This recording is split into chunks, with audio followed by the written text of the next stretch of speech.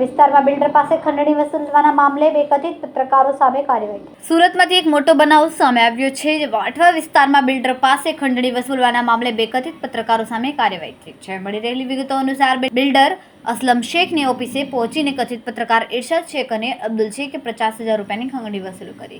બાદમાં વધુ રૂપિયા માંગતા બિલ્ડરને ચપ્પુની અણીએ ધમકી આપી અને પૈસા ન આપતા લોખંડના ટોકર વડે હુમલો પણ કર્યો હતો.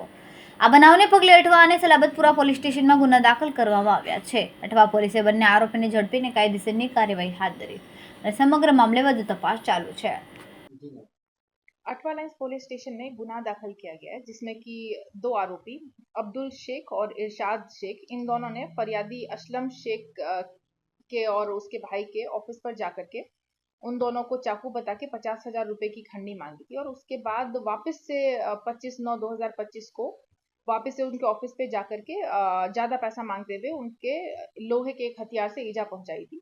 इस गुनाह की जान होते ही पुलिस स्टेशन में फरियाद दाखिल किया गया और सर्विलेंस स्टाफ ने लग करके इन आरोपियों को अटक करके इनकी 2 दिन की रिमांड ली है और आज इनका रिकंस्ट्रक्शन पंचनामा किया है.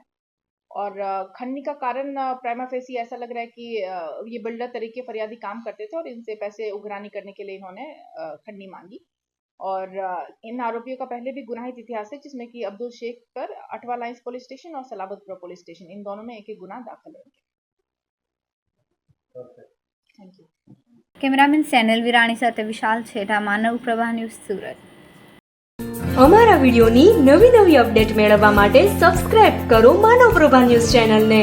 બેલ આઇકન ક્લિક કરો લેટેસ્ટ વિડિયો સૌથી પહેલા મેળવવા માટે.